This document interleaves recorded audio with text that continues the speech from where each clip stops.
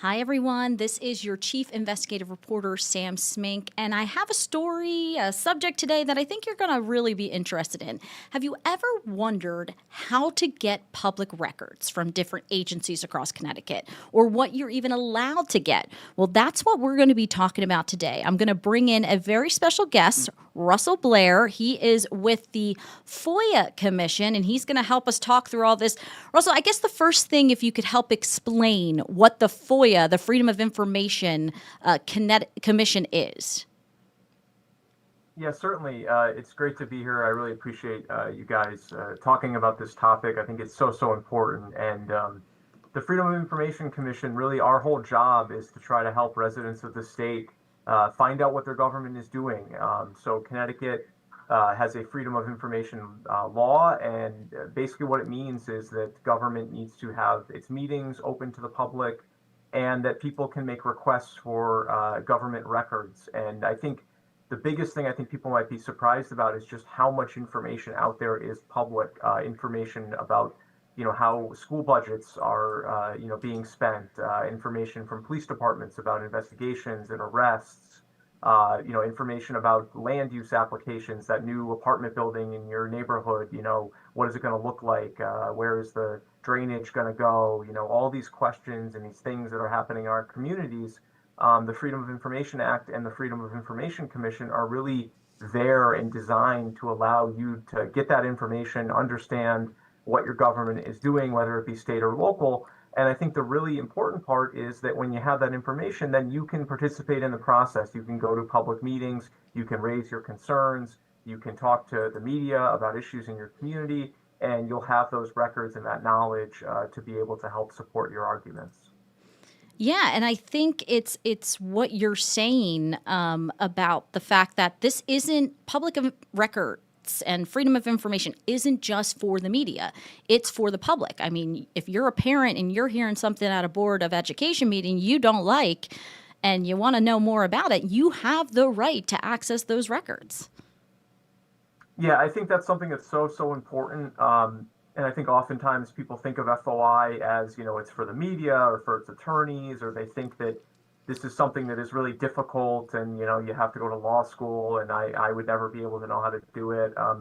It's really as simple as just making a written request for what information you want. And, sometimes the tricky part can be you have to make it to the right person. So sometimes you got to figure out, who has those records. But if you're looking for information from the Board of Education, you can send an email to the superintendent's office. If you're looking for information, from a police department about an arrest report, you can go down there, you can visit the records window, and you can ask them for copies of a police report. The whole idea, the whole premise of the law is that it's supposed to be simple, and the commission is here to make sure that government is following the law. So if you go to your local board of education and you're trying to get information and they're telling you no, or you're experiencing excessive delays, then you can file a complaint with the commission. There's no cost for that. And the commission, we're state employees and our job is to try to help people get the information that they're looking for. So if you get told no, you also have a way to try to challenge that decision, and the commission will make sure you get everything that you're legally entitled to receive. And public records don't have to be scary. We think, again, that you have to write this big, long diatribe. And sometimes there are agencies that will make you cite specific things with the Freedom of Information Law. But a lot of it's just as simple as writing, I would like to see this record. Yeah, I'll give you an example I shared in another presentation I did, just because I think it sort of maybe will help to connect to some of your viewers. I used to be in the media. I used to be a newspaper reporter, and I remember when I would be driving home at night, I'd be going past this location, and I saw they were building something, and it looked like it was going to be some kind of restaurant. And I was at the age and the time where I was eating a lot of drive-through food, and so I was just curious, what is this new restaurant going to be, right? Is it something that I'm going to be interested in? And so I emailed the city planning office and said, hey, can I see the plans for the property at such and such address? And they sent me a copy, and then I was very happy when I found out that it was a Taco Bell with a drive-through, so that I'd have a new place to stop on my way home from work. So it could even be something as simple as that. You see something in your community, you just want to know what it is. Maybe your kid comes home from school and they're talking about some policy and you say, I want to see the policy, right? They're telling me about this new cell phone policy. Well, I want to see what it says, right? Maybe I want to talk to the Board of Ed about it. Maybe I think there's a change they can make to see it better. So all those things and curiosities that we come across in our lives, if there's some aspect of government involved, if you're interested, you can probably find out something about it. And one thing I learned from you, because the FOIA Commission is there to answer both questions from the media and questions from the public about how to ask things, is that I can't just, by law, agencies don't have to just answer my question. So I'm going to give a little bit of example, and you've heard this because I asked you this. I wanted to know if a state employee had been put on administrative leave. So I simply asked that. And they responded saying they did not have to respond. This is a personnel issue. But you told me that, per law, they don't have to answer a question. But once I made a request to say, I'd like to see the record related to this employee and their current status, that's when they have to answer. And I did got a piece of paper that said they were on administrative leave. Can you explain a little bit of that difference? Yeah, I think that's a really important thing, especially, it's very, very also especially important for the public to understand. And is that, the law does not require them to answer questions. The law does not require them to do research. They have to provide copies of public records. So the name freedom of information is almost a little bit misleading because it doesn't mean I can just call up government, ask them all these kinds of questions, or ask them to, create some special report for me or something like that. You have to ask for copies of records. So for your viewers and anybody else who's watching, everyone should be thinking of what are the records that you can ask for. So like in the example you raised, yes, if I call and ask, was that teacher placed on leave, they could say, well, we're not going to answer that. But if I say, I would like a copy of a letter, putting that person on leave, well, then they would have to give me a copy of that letter if one exists. So it's an important distinction, but again, the law really operates in terms of public records. The good news is the definition of what is a public record is really quite broad. It's any data or information pertaining to the public's business. So it is quite a broad definition. So the universe of public records is really pretty vast. So a lot of information out there that people can ask for. Again, there are some limitations. We could talk about that a little bit too. There are some types of items that they don't have to provide, but if they're not going to provide you with a record, there needs to be a legal basis for that. It can't be that we don't like somebody. It can't be that we disagree with them politically. If they're not going to give you a record, there needs to be a legal basis for that. And if you don't get, a legal basis, then that might be something you could challenge at the FOI Commission to say, I don't believe that there's a legal reason that they can withhold this information. What are some of those things that are exempt? Like I know sometimes police, and the law is very broad, so a lot of the times it does seem to be like it's at their discretion. When something's an open investigation, I know a lot of things can sometimes be exempt. Yeah, with law enforcement, there are a number of exemptions for things like witness statements, identities of certain victims. There's one exemption that sort of protects the integrity of an ongoing investigation. One example might be if there is a situation and there's an investigation and no arrest has been made yet, they're allowed to withhold more information while they're pursuing an arrest warrant, perhaps. And then on the other end, there's also circumstances like if somebody gets arrested and they're found not guilty, and the case is dismissed, we have an erasure statute, which means that after a certain period of time, they're not allowed to disclose information about those arrests. So, law enforcement, there's exemptions there. Body camera footage, that's something people are often interested in. Those are public records, body camera videos. But depending on what's on the video, they might redact or blur out certain things if there were minors present, juveniles. If there was somebody undergoing medical treatment, they might remove that portion of a video. But if you have an interaction with the police, or somebody has an interaction with the police, and there's a body camera video, that's something that you can request under the FOI law. And then I know personally, just covering some recent cases, a lot of people have wanted us to get DCF records, but those are the law's pretty clear that they don't really have to release that stuff. Can you explain? Yeah, the Department of Children and Families, DCF, they have a pretty broad investigation, or sorry, a pretty broad exemption for their investigations. So a lot of the time, if they are involved, then there's going to be far more limited disclosure. If you were involved in a DCF case, they might give you certain information, but a lot of that is sort of, discretionary that they can decide. So DCF is one of those areas where, there's not a lot of disclosure under FOI. Another one I'll just mention because people ask about this sometimes. So court files are public, but the process is a little bit different. You cannot make an FOIA request for specific documents in a court file, but typically, this is not under the Freedom of Information Act, but you can go to a clerk's office in a courthouse, and you can inspect and review court files. So court files are public. It's just a little bit of a different process there.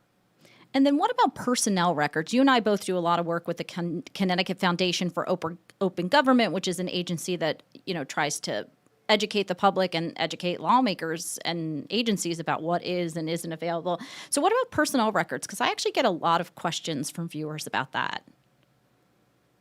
Yeah, so with personnel records, the way the law works is they are supposed to disclose any information unless they believe disclosure would be an invasion of personal privacy. And that is a pretty high standard. There was a Supreme Court case in Connecticut going on, I think 30 plus years ago, where our Supreme Court found that for something to be an invasion of personal privacy for a public employee, disclosure of that information needs to be both highly offensive and not pertain to a matter of public concern. So, for example, disciplinary records of state employees, those should be made public. Attendance records of state employees, those should be made public. Salary information, job descriptions, things that are related to job performance, good, bad, or indifferent, those are records that generally should be made public. Now, the challenge is that when there is a privacy concern, the state agency or the local agency, by law, they are supposed to consult with the employee, and the employee is allowed to object. But what we see sometimes is that they will ask the employee whether they object or not for things that are really not objectionable, and that can just cause an excessive delay in the process. When I do a lot of trainings for public employees, and we talk about this issue, and one of the things I say is, the standard, again, it's invasion of personal privacy. It's not things that are embarrassing. It's not things that we would prefer not to see in the newspaper or on the Channel 3 news. It's not. That's not the way the law works. If you do something wrong and you get in trouble and you get reprimanded as a public employee, the public is entitled to find that out. And, that is one of the things that comes with being in the public sector and working in public services. Public employees are open to a higher level of scrutiny, but that's because that's kind of what the Freedom of Information law is all about, is allowing the public to understand how its government is operating, whether its government is operating effectively, efficiently, whether there's issues, all those types of things. And one of the big questions you and I have gotten often from the public, because we've gone out through CFOG and talked, and the FOIA Commission talked to the public, is how long does someone have to respond to you? Yeah, the law doesn't have a specific time period other than if you ever make a request, you are supposed to get a response just to acknowledge your request within 4 business days. But in terms of getting copies of the records you've requested, the law says that they have to provide you with access promptly. So there's no specific definition, which can be good and bad. Good in that it allows for flexibility, bad in that sometimes, you might be waiting for months and months and months. So my advice would be, if you make a request and, you think a reasonable period of time has gone by and you're not getting the information, and that they might not be prompt, then that is something that could be the subject of a complaint to the commission. So I should mention too, the Freedom of Information Commission, a little bit about how we work. Again, if you don't get records that you're looking for, you can file a complaint with us. This year we're going to receive almost 1,200 complaints between the state and local government. And every complaint, we will look at it, we will review it, we will hold a hearing if necessary. We will bring in witnesses who will talk about that records request and why they didn't give certain records, or if they don't have certain records, they would have to testify to that.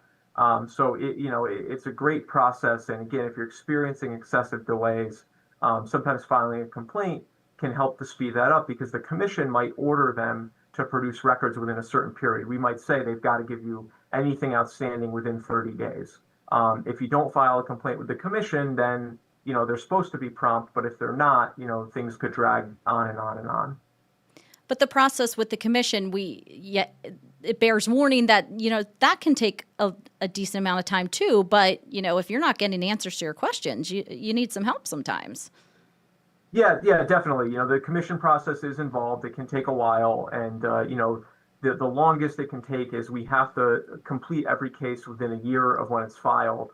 So, sometimes it can be a months-long endeavor at the commission. But a couple things I'll mention is, one, sometimes the act of filing the complaint will get the people to comply. The agency now has not only your FOI request, but now they've got a complaint with a ticking clock on their desk.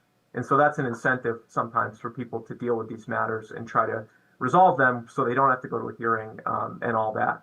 And the other thing too is, again, we have that 1 year clock, but if you don't file a complaint, we had a case on our commission meeting this week that was a request that was made all the way back in 2023 and still had not been completed. So, sometimes there are circumstances where people are waiting years for records. If you file a complaint with us, it may take up to a year, but the other thing I tell people is, we will make sure you get everything you're entitled to. And one thing, your viewers might find interesting is that if an agency is withholding records or they're withholding portions of records, we can order them to submit those to us, unredacted, fully complete, and we will go line by line and make sure that they give you everything that you're entitled to. And some of our decisions, if you read them, we go literally like word by word. We might say that they give you paragraphs 1 and 2, they can redact paragraph 3 and 4, but they have to give you paragraph 5 and 6. So our attorneys, they meticulously look through all this. And if there's not a legal reason why some information can be withheld, then we will order that agency to give you those records. Frankly, it's a great resource. I don't think a lot of people really know is there, so I appreciate you coming on. Another question we get quite a lot is, can agencies charge for these records? Yes, so there are fees under the Freedom of Information Act. They're allowed to charge, but they're really quite nominal, and really they are more, I think one way to think about it is it's more for the medium and sort of the storage device. And what I mean by that is, if you want paper copies of records, they can charge you 50 cents per page. If you want digital versions of records and they're emailing them to you, there is no charge for that. If they have to put them onto a flash drive or a CD or a DVD, they can charge you for that device that the records are going on to. But I think one of the best things about Connecticut's law in terms of making it accessible is that the law does not allow for hourly labor charges. So if it takes a clerk 3 hours to work on a request, they can't bill for that time to the requester. And one of the reasons I think that's not allowed, and really sort of the act doesn't call for it, is because this is part of the job of government, right? When I'm spending time fulfilling FOI requests, that's one of my job responsibilities, right? And my salary is paid for by the taxpayer. So this is work that we're being paid to do as part of our jobs. So certainly if you get a really large request, I would just tell people, be willing to maybe work with your town or with the state agency to try to narrow the scope of things, because sometimes that can help you to get things quicker. But, even if it's a large request, it doesn't mean that they get to charge differently. So you can make large requests. It might take longer. But a lot of times, I think the way to think about it is digital things are generally going to be available at no charge, or, again, a disc or a DVD or a USB. They cannot charge you for the hours that somebody spends working on your request. I'm glad you mentioned about being specific with your requests, because it can really help sometimes get your answers quicker and sometimes get your answers. If you are asking for a large amount of stuff, and maybe this agency isn't even sure, where to start. So it does really help being as specific as you can. Yeah, I'll just give one sort of real story, I think, that kind of hones in on that point. I was dealing with a complaint with a school district and a parent once, and the initials of the child of this parent were AM. And so they were asking for emails and conversations about their children. And one of the things they said was anything that contained AM. Well, if you think about a school and you think about AM, things were turning up like the lunch menu and the bell schedule and all this stuff that had nothing to do with the issue at hand.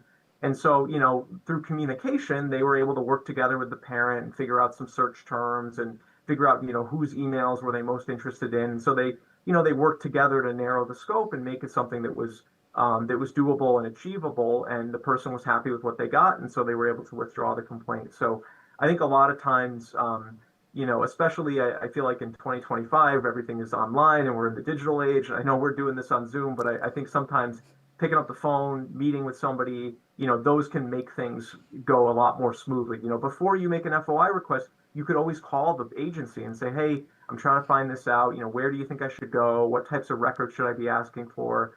And hopefully you get somebody who can help you with that, so that when you make the request, again, it's going to be targeted and it's going to be narrowed, and then you're going to hopefully get what you need, and you're not going to get a bunch of stuff that you don't really want that somebody has had to now spend time, locating and reviewing. Yeah, sometimes I've just picked up the phone and that's made life a whole lot easier. And that's again where we go back to saying, public records requests don't have to be scary. I'm glad you also brought up the fact about what our law says about charging for time, because I used to work in Florida, and people should know that each state has their own public record freedom of information law. And, for example, in Florida, you pretty much could get your hands on everything that you wanted. There weren't many laws there wasn't many parts of the FOIA law that prohibited you from getting stuff. And, since I haven't been there since late 2019, and I know there's some bills that have changed that and stuff, but they were allowed to charge you for time. So sometimes we did have to be so specific because they would charge us for time. And I guess that's all me trying to get to the point of where do we kind of fall when it comes to other states in terms of freedom of information? Yeah, I think Connecticut's law has always been seen as one of the stronger ones, for a lot of reasons. I think, the definition of public records is quite broad. The fact that we have the commission, the fees are pretty nominal. One interesting thing, you talked about other states. There are some states where, certain offices and parts of government are just not covered under FOIA. There's a few states where the governor's office, for example, Massachusetts, I used to work. Yep. Yeah. So in Connecticut, our governor's office is subject to FOI. So you could, if you wanted to know who the governor was meeting with, before there was a bill signing, you could ask to see the governor's calendar, and they would have to send you a copy of that, if there were meetings that he took with lawmakers or other interested parties, or email communications coming in or out of the governor's office. Those are public records and treated the same as any others. And again, there are exemptions, but I would just encourage your viewers, maybe just file an FOI request with your town about something you're interested in, and just see what you get back. You'd be surprised, I think. And also sometimes I know that I do a lot of trainings, talk to a lot of public officials. I know sometimes FOI can be a little bit adversarial, but I do find that there's a lot of people who do understand this. I think they do take it to heart. I think they do want to help their residents. And so, you'd be surprised maybe how easy it might be.